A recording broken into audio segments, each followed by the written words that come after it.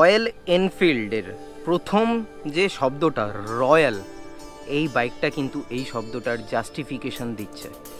Literally it is royal. My goodness,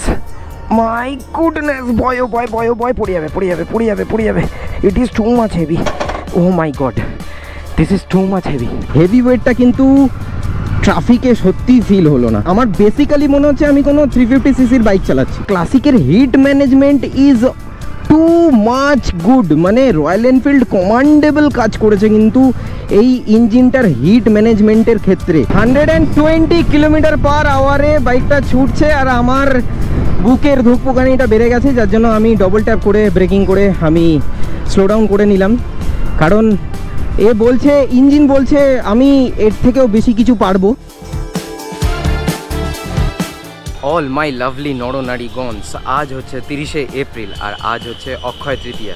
তাই তোমাদেরকে জানাই শুভ অক্ষয় তৃতীয়ার প্রীতি, শুভেচ্ছা এবং আন্তরিক অভিনন্দন। সকলের মনস্কামনা যেন পূর্ণ হয় আর এই 1432 সাল যেন তোমাদের সকলের খুব ভালো কাটুক এবং তার সাথে সাথে নিজেকে এবং নিজের পরিবারকে নিয়ে সসম্মানে সুস্বাস্থ্যে যেন তোমরা পুরো গোটা বছরটা কাটাতে পারো, এই শুভকামনা শুভচিন্তা তোমাদের প্রতি আমি রাখলাম। আর আজকে আমি তোমাদেরকে দেখাতে চলেছি none other than from Royal Enfield the heaviest bike, this one, the classic 650, মানে 243 কেজি কার্ভ ওয়েট। মানে can you believe it, 243 KG. আর আমার সবথেকে বেশি যেটা ভালো লেগেছে সেটা হচ্ছে এই বাইকটার কালার যেটা রয়েছে।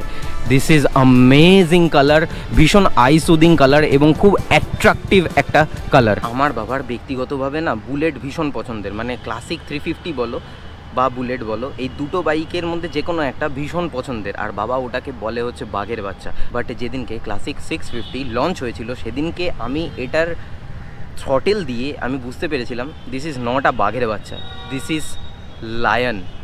এটা হচ্ছে সিংহের বাচ্চাও নয়, দিস ইজ সিংহ। এতটা হিউজ, এতটা ভারী, রাজার মতো এই বাইক নিয়ে বসে রাইডিং স্টান্সে তুমি রাস্তা দিয়ে রড় করতে করতে এগিয়ে যাবে। আর সেটাই হচ্ছে ক্লাসিক 650-র একটা স্টাইল স্টেটমেন্ট তোমরা বলতে পারো। ক্লাসিক 650-র স্পেসিফিকেশানস নিয়ে কথা বলার আগে একটা জিনিস তোমাদেরকে বলে দিই, এই বাইকটার খুব ছোট ডিটেল আমার ভালো লেগেছে, যেই জিনিসটা আজকে আমি তোমাদের সামনে তুলে ধরার চেষ্টা করব। তো স্পেসিফিকেশানস নিয়ে যদি আমি বলি, এই বাইকটা হচ্ছে 647.95 CC parallel twin cylinder air oil cooled bike, যেটা 46.39 বিএইচপির পাওয়ার প্রডিউস করে। আর তার সাথে সাথে 52.3 newton metre freaking torque produce করে। ক্যান ইউ ইমেজিন যখন থ্রটেল দেবে তখন কীরকম ফিল হবে তোমাদের। ক্লাসিক 650 6 স্পিড গিয়ার বক্সের সাথে কিন্তু আসে। এটা এয়ার অয়েল কুল যেমনটা বলে দিলাম, বাট এটার কম্প্রেশন রেশিওটা আমার সবথেকে বেশি ভালো লেগেছে। তার কারণ কম্প্রেশন রেশিও রয়্যাল এনফিল্ড রেখেছে টুইন সিলিন্ডারের রেসপেক্টে 9.5:1। তার মানে এটা মানে খুবই ভালো একটা কম্প্রেশন রেশিও আমার তো ব্যক্তিগতভাবে বলে মনে হয়। আর তোমাদেরকে এবার ওভারঅল লুকটা যদি দেখিয়ে দিই, সামনে দেখো একদম ফুল এলইডি হেডলাইট সেট আপ রয়েছে, এখানে হ্যালোজেন ইন্ডিকেটার্স রয়েছে, একদম ক্লাসিক মডেল যেরকম হয় ঠিক এক্স্যাক্ট ক্লাসিক মডেল। দুখানা এক্সস্ট রয়েছে, একদম ক্লাসিক স্প্লিট সিটের সাথে কিন্তু 650 আসে এবং সিটের নিচে যে ফ্রেমটা রয়েছে এই ফ্রেমটাও কিন্তু ভীষণই ইউনিক একটা ফ্রেম। এবং তার সাথে সাথে পিলিয়ন সিটটা যদি আমি দেখাই তোমাদেরকে, পিলিয়ন সিট কিন্তু যথেষ্টই লম্বা এবং তার দুই পাশে এখানে কিন্তু গ্র্যাব হ্যান্ডেল দেওয়া রয়েছে দুই পাশে, ভীষণই কমফোর্টেবল। আমার তো হাত দিয়ে ভীষণ কমফোর্টেবল লাগছে ভীষণই। আর যেরকম অ্যাজ ইউজুয়াল রাইডার সিট হয় সেটা তো কমফোর্টেবল হবেই। আচ্ছা, 14 লিটারের একটা হিউজ ট্যাঙ্ক দিয়েছে, টু বি ভেরি প্রিসাইজ 14.8 লিটারের একটা হিউজ ট্যাঙ্ক দিয়েছে।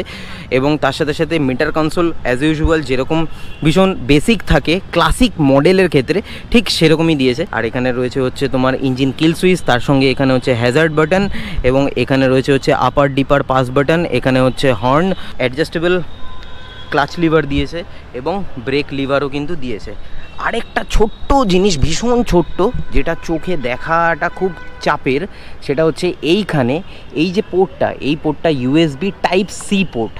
এই পোর্টটা দেখো টাইপ সি, এটা হচ্ছে টাইপ সি পোর্ট কিন্তু রয়্যাল এনফিল্ড ক্লাসিক 650-র সাথে প্রোভাইড করছে। এই হচ্ছে টাইপ সি পোর্ট। সাইলেন্সারের এখানে রয়েছে একটা O2 সেন্সার, যেহেতু ডাবল ব্যারেল সাইলেন্সার যার জন্য এখানে একটা O2 সেন্সার দেওয়া রয়েছে এবং তার সাথে সাথে এখানেও কিন্তু একটা O2 সেন্সার দেওয়া রয়েছে।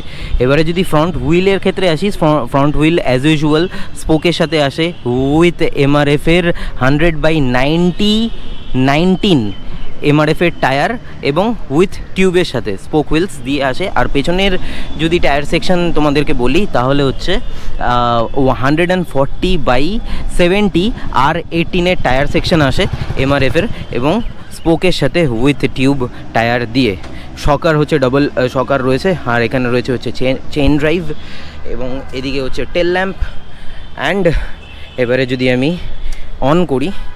অন করে দেখাই, এই হচ্ছে ছোট্ট একটা অ্যানালগ ডিজিটাল মিটার কনসোল, এখানে ট্রিপার নেভিগেশন রয়েছে, এটা কি সেকশন। এবং আমি যদি স্টার্ট দেই, হিয়ার ইজ দ্য রর, ওয়াও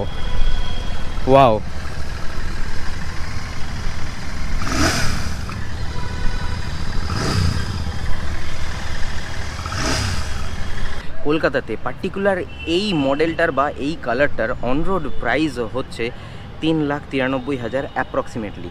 এবং টপ এন্ড ভেরিয়েন্ট যেটা রয়েছে সেই টপ এন্ড ভেরিয়েন্টটার প্রাইস অন রোড অ্যাপ্রক্সিমেটলি পড়ে, যেটা ক্রোম ফিনিশের সাথে আসে, সেটা হচ্ছে 4,07,000 অ্যাপ্রক্সিমেটলি। আর তোমাদের যদি কারোর এই বাইকটা সম্বন্ধে আরও বেশি ডিটেল কোয়ারি যদি করতে হয় তাহলে রয়্যাল এনফিল্ড সানাই বাইকসের কন্ট্যাক্ট ডিটেলস কিন্তু আমার ডেসক্রিপশন বক্সে দেওয়া রয়েছে, সেখান থেকে কিন্তু তোমরা চেক করে নিতে পারো এবং যোগাযোগ করে নিতে পারো। যেমনটা ব্লগের শুরুতে বলছিলাম যে বাইকটা প্রচণ্ড পরিমাণে ভারী, তো আমি যদি এরকমভাবে বাইকটাকে তুলে সিঙ্গেল স্ট্যান্ডটাকে, বাবা গো, সিঙ্গেল স্ট্যান্ডটাকে ছেড়ে যদি ঘোরাই, মাই গুডনেস,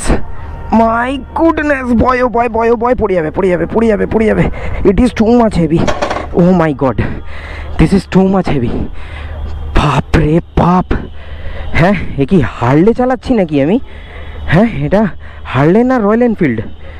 পুরো বাবা, না বসে ঘোরাই। 800 mm-এর সিট হাইট যেহেতু রয়েছে, যার জন্য বসতে খুব একটা বেশি প্রবলেম হবে না, হওয়ার কথাও নয়। তো চলো চাবি অন করে এবার স্টার্ট দেই। ইয়েস, স্মুথ অ্যাজ সিল্ক এবং গিয়ার ভীষণ স্মুথ কিন্তু ড্রপ করলো, ওকে। লেগ গার্ড কিন্তু নেই, লেগ গার্ড এই বাইকটাতে পার্টিকুলারলি লাগানো হয়নি, বাট লেগ গার্ড কিন্তু এই বাইকের সাথে আসে, বা তোমরা অ্যাক্সেসরিজে লেগ গার্ড কিন্তু তোমরা পারচেস করে নিতে পারবে। সিটি ট্রাফিকে আমার ম্যানুভার করতে কিন্তু খুব একটা বেশি প্রবলেম হচ্ছে না, মানে এত সুন্দর টর্ক রয়েছে এবং পাঞ্চ রয়েছে, আর সামনে হ্যান্ডেল বারটা এতটা স্মুথ লাগছে, যার জন্য কিন্তু আমার খুব একটা বেশি প্রবলেম হচ্ছে না ভাই। আর তার থেকে বড় কথা হচ্ছে seat comfort is too good, seat comfort is too much good ভাই। আমি কি বলবো, মানে মনে হচ্ছে মানে রাজার মতো সিংহাসনে বসে আমি রয়েছি, আর বাইকটা অটোমেটিক চলে যাচ্ছে, আমাকে শুধু হাত পা নাড়াতে হচ্ছে, জাস্ট একটুখানি অ্যাডজাস্ট করা, মানে লাইক জাস্ট এরকম ক্লাসটা ছাড়লাম আর বাইকটা গড়িয়ে যাচ্ছে। সেকেন্ড গিয়ারে পুল, বয়, মাই গুডনেস, ও ভাই, এ তো আমি মনে হচ্ছে ধরে রাখতে পারছি না, এইরকম মানে বাপরে। দিস ইজ লায়ন,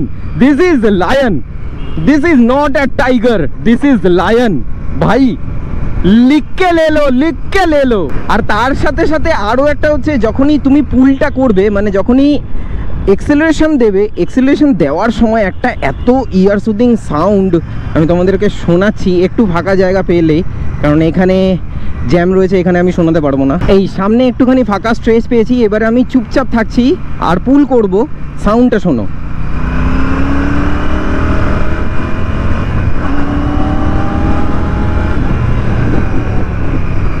মানে সুন্দর গ্র্যাজুয়ালি পাওয়ারটা ইনক্রিজ হচ্ছে, আর টর্ক এত সুন্দর প্রোভাইড হচ্ছে, যার জন্য কি বলবো মানে চালিয়ে এত মজা লাগছে, এত মজা লাগছে। আর ভারী বাইক চালানোর অ্যাডভান্টেজ কিন্তু আছে, বাইকটা যথেষ্ট ওয়েটই, কিন্তু অ্যাডভান্টেজ কিন্তু আছে, মাটি কামড়ে চলবে। ভারী বাইক মাটি কামড়ে চলবে। ক্লাসিকের সবথেকে বড় অ্যাডভান্টেজ হচ্ছে ওর রাইডিং স্টান্স, ওর সিটিং পশ্চার।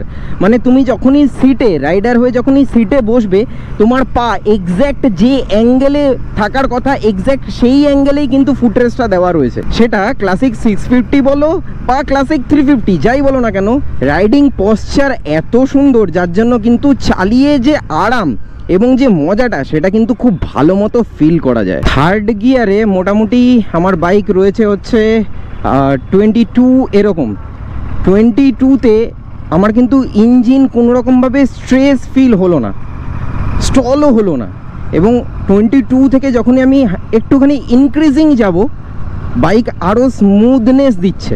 মানে ইঞ্জিনের যে রিফাইনমেন্টটা সেটা কিন্তু খুব ভালো মতো করে স্পষ্ট বোঝা যাচ্ছে। এবার আমাকে ব্রেক করে নিতে হচ্ছে, যার জন্য সামনে যেহেতু সিগন্যাল আছে। ওকে, তবে এই যে আমি হেভি ওয়েট বলছিলাম, হেভি ওয়েটটা কিন্তু ট্রাফিকে সত্যি ফিল হলো না, বাট স্ট্যান্ডে মানে আইডলে যখন থাকবে বা বাইক যখন সিঙ্গেল স্ট্যান্ডে থাকবে বা বাইক যদি ফল হয়, তখন কিন্তু ওয়েট তোমাকে ফিল করাবেই, 650 ফিল করাবেই।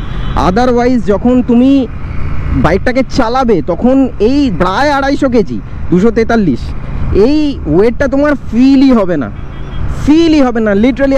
আমার বেসিক্যালি মনে হচ্ছে আমি কোনো 350 সিসির বাইক চালাচ্ছি, আমার 650 চালাচ্ছি এবং 200+ কেজির যে বাইক, মানে 243 কেজির যে বাইক চালাচ্ছি, আমার সেটা ফিলই হচ্ছে না। বেশ অনেকক্ষণ ধরেই আমি কিন্তু সিটি ট্রাফিক দিয়ে এই বাইকটাকে চালাচ্ছি। একটা জিনিস আমাকে হলপ করে বলতেই হবে, সেটা হচ্ছে, আমি সবার প্রথমে বলে রাখি, আমি বেয়ার 650 চালিয়েছি, আমি 650 মানে সুপার মিটিয়ার যেটাকে বলে, সুপার মিটিয়ারও চালিয়েছি। ইঞ্জিনের এখানে মানে পায়ের এখানে ইঞ্জিনের একটা বালজিং থাকতো, মানে বেয়ার 650তেও এইরকম পোর্শনে একটা হালকা ইঞ্জিনটা বালজ হয়ে বেরিয়ে রয়েছে, এই সাইডটাতেও বেরিয়ে রয়েছে, কিন্তু ক্লাসিকে সেই জিনিসটা মিসিং। এবং তার সাথে সাথে আমাকে হলপ করে বলতে হবে যে ক্লাসিকের heat management is too much good, মানে রয়্যাল এনফিল্ড কমান্ডেবল কাজ করেছে কিন্তু এই ইঞ্জিনটার হিট ম্যানেজমেন্টের ক্ষেত্রে ভীষণ। মানে এতক্ষণ ধরে চালিয়েছি, তোমার বেয়ার 650 বলো বা তোমার সুপার মিটিয়ার বলো, সেগুলোর ক্ষেত্রে এতক্ষণে কিন্তু আমার মোটামুটি পা জ্বলে যেত, লিটারালি পা জ্বলে যেত। কিন্তু ক্লাসিকের ক্ষেত্রে আমার কিন্তু সেই হিটটা কিন্তু ফিল হচ্ছে না। হ্যাঁ, হিট হয়নি তা না, হিট কিন্তু হয়েছে, কিন্তু যে হিটটা আমি ওই সমস্ত বাইকে পেয়েছিলাম সেটা কিন্তু ক্লাসিক 650তে কিন্তু নেই, এটা কিন্তু আমি পাইনি। বাইক রয়েছে একদম আইডলে, ফার্স্ট গিয়ার ডাউন। এবারে আমি একটুখানি টেস্ট করব এর পাওয়ার, মানে 6 স্পিড গিয়ার বক্সের ক্ষমতাটা একটুখানি দেখা যাক। আর তার সঙ্গে সঙ্গে সাসপেনশন কিন্তু খুবই ভালো আমার লেগেছে, খুব একটা বেশি যে স্টিফার সাইডে রয়েছে সেটা কিন্তু নয়। এবারে থার্ড, ফোর্থ, আচ্ছা ব্রেকিং, বাহ। আমার কিন্তু এখন অবধি আমি হাতের ব্রেকটা ইউজ করিনি, পায়ের ব্রেকে যখনই ব্রেকটা মানে ট্যাপ করলাম তখনই কিন্তু মানে এবিএস যে কিক ইন করছে সেটা লিটারালি পায়ে আমার ফিল হলো, চলো ফোর্থ,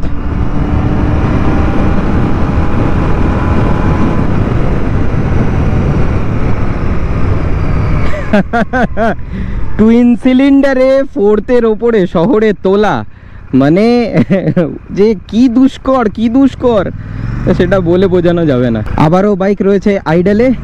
এবারে এখান থেকে ফার্স্ট গিয়ার দেওয়া ছিল, সেকেন্ডে 60, থার্ড,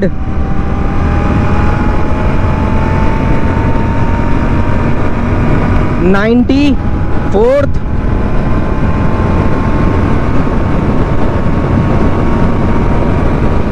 100, ফিফথ, 110, এবারে 6th,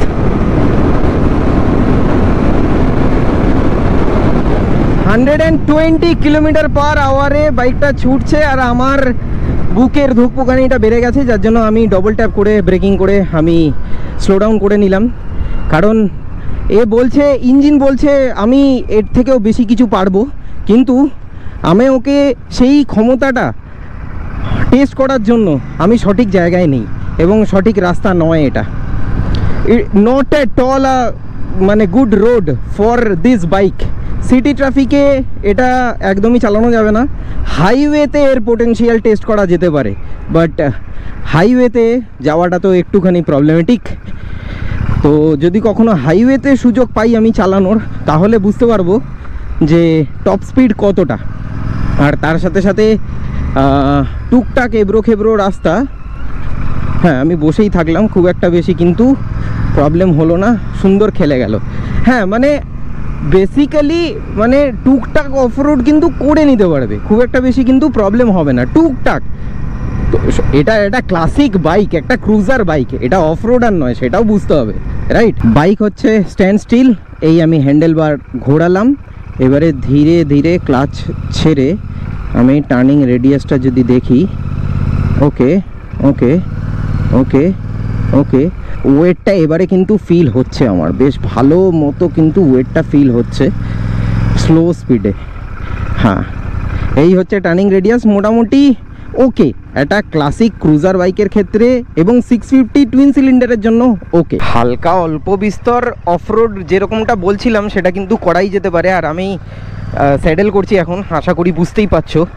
তো স্যাডেল করে মোটামুটি এই ধরনের খারাপ অফরোড মানে এই রকম এবড়ো খেবড়ো রাস্তা কিন্তু খুব সুন্দরভাবে ক্লাসিক 650 ট্যাকেল করে নিতে পারছে।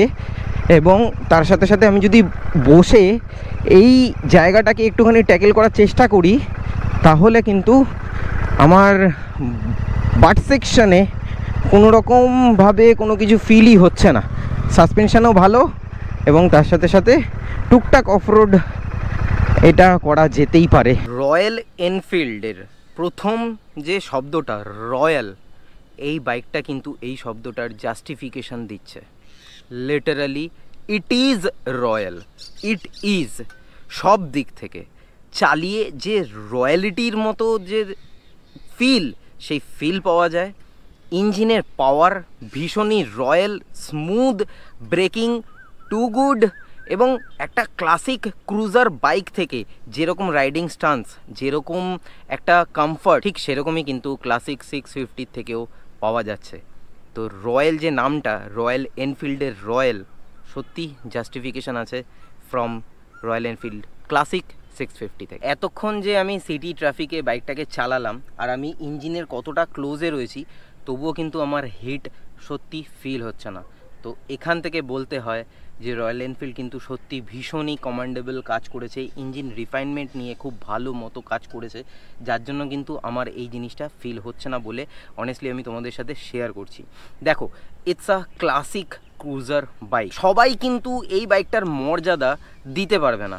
যারা খুব রয়্যাল বাইকিং ক্লাস থেকে বিলং করে, যারা বাইকিং ব্যাপারটার একদম কোরে রয়েছে, এবং যাদের ওল্ড স্কুল বাইকিং সব থেকে বেশি ভালো লাগে, তারাই কিন্তু আমার মনে হয় এই বাইকটার সঠিক মর্যাদা দিতে পারবে। যাদের মধ্যে সেই ব্যাপারটা রয়েছে যে হ্যাঁ আমি খুব ক্লাসিক মানুষ, আমি সেই রকমভাবে বাইকটাকে চালাবো, মেনটেন করে রাখবো, তাদের গ্যারাজে কিন্তু ক্লাসিক 650-র একটা জায়গা হওয়া উচিত বলে আমার মনে হয়। বাইকটা যতই রয়্যাল হোক না কেন, এই বাইকটার একটা ডিসঅ্যাডভান্টেজ রয়েছে, and that is 243 kilo kerb wait.